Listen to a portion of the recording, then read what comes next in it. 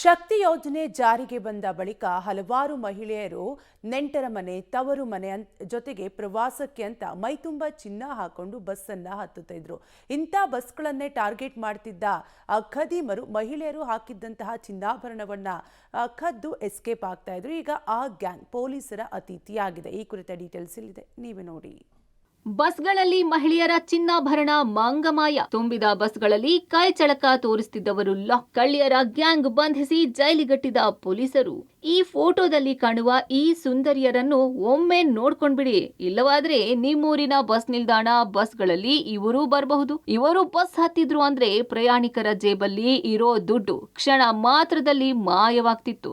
ಇನ್ನು ಮೈ ಮೇಲೆ ಇರೋ ಒಡವೆಗಳು ಮಂಗಮಾಯ ಆಗ್ತಿತ್ತು. ಹೌದು, ಈಕೆಯ ಹೆಸರು ತುಳಸಿ, 22 ವರ್ಷ. ಇವಳ ಹೆಸರು ಪ್ರೇಮ, 21 ವರ್ಷ. ಮತ್ತೊಬ್ಬಳ ಹೆಸರು ಸೋನಿಯಾ, 25 ವರ್ಷ. ಮೂವರು ಕಲಬುರಗಿ ಮೂಲದವರು. ಶಕ್ತಿ ಯೋಜನೆಯಡಿ ಮಹಿಳೆಯರು ಮುಗಿಬಿದ್ದು ಬಸ್ಗಳಲ್ಲಿ ಪ್ರಯಾಣ ಮಾಡ್ತಿದ್ದಂತೆ ಇವರ ಆದಾಯ ಏರಿಕೆಯಾಗಿದೆಯಂತೆ.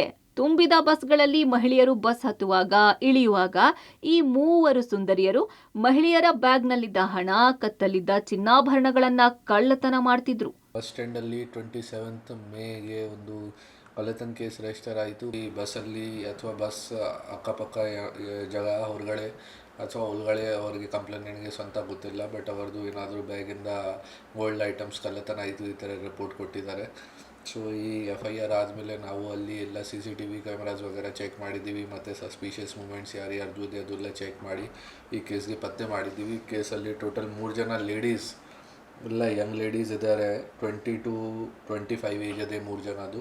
ಇನ್ನು ಚಿಕ್ಕಬಳ್ಳಾಪುರ ನಗರದ KSRTC ಬಸ್ ನಿಲ್ದಾಣ ಈ ಮೂವರು ಕಳ್ಳಿಯರ ಅಡ್ಡೆಯಾಗಿತ್ತು. ಇತ್ತೀಚೆಗೆ 2 ಕಳ್ಳತನ ಪ್ರಕರಣಗಳು ದಾಖಲಾಗಿದ್ದವು. ಚಿಕ್ಕಬಳ್ಳಾಪುರ ನಗರ ಠಾಣೆ ಪೊಲೀಸರು CCTVಯಲ್ಲಿ ದಾಖಲಾದ ವಿಡಿಯೋ ಜಾಡು ಹಿಡಿದು ತನಿಖೆ ಕೈಗೊಂಡಿದ್ರು. ಕೊನೆಗೆ ಚಿಕ್ಕಬಳ್ಳಾಪುರದಿಂದ ಕಲಬುರಗಿವರೆಗೂ ಪ್ರಯಾಣ ಮಾಡಿ ಮೂವರು ಕಳ್ಳಿಯರನ್ನು ಬಂಧಿಸಿದ್ದಾರೆ. ಬಂಧಿತರಿಂದ 7 ಲಕ್ಷ ರೂಪಾಯಿ ಮೌಲ್ಯದ ಚಿನ್ನಾಭರಣಗಳನ್ನು ವಶಕ್ಕೆ ಪಡೆಯಲಾಗಿದೆ. ಒಬ್ಬರು ತುಳಸಿ, ಪ್ರೇಮ ಮತ್ತು ಸೋನಿಯಾ, ಈ 3 ಜನ, ಇವರು 3 ಜನಗೆ ನಾವು ಅರೆಸ್ಟ್ ಮಾಡಿದ್ದೀವಿ. ಅವರಿಂದ 70 ಗ್ರಾಮ್ ಗೋಲ್ಡದು ರಿಕವರಿ ಕೂಡ ಮಾಡಿದ್ದೀವಿ. ಇವರ ಮೇಲೆ ಬೇರೆ ಕೇಸಸ್ ಕೂಡ ಇದೆ, ಅದನ್ನು ಪತ್ತೆ ಮಾಡಿ ಐಡೆಂಟಿಫೈ ಮಾಡೋಕ್ಕೆ ಟ್ರೈ ಮಾಡ್ತಾ ಇದ್ದೀವಿ. ಇದು ನಾವು ಸಸ್ಪಿಷಿಯಸ್ ಪರ್ಸನ್ಸ್ದು ಮೂಮೆಂಟ್ ವಗೇರೆ ನೋಡಿದ್ದೀವಿ, CCTV ವಗೇರೆ ಚೆಕ್ ಮಾಡಿದ್ದೀವಿ. ಬಸ್ ಸ್ಟ್ಯಾಂಡಲ್ಲಿ CCTV ವಗೇರೆ ಕೂಡ ಇದೆ, ಇದನ್ನು ಎಲ್ಲ ಯೂಸ್ ಮಾಡಿ ನಾವು ಪತ್ತೆ ಮಾಡಿದ್ದೀವಿ. ಒಟ್ನಲ್ಲಿ ಶಕ್ತಿ ಯೋಜನೆಯಡಿ ಕೆಲವು ಮಹಿಳೆಯರು ಮುಗಿಬಿದ್ದು ಸರ್ಕಾರಿ ಕೆಂಪು ಬಸ್ಗಳಲ್ಲಿ ಪ್ರಯಾಣ ಮಾಡ್ತಿದ್ದಾರೆ.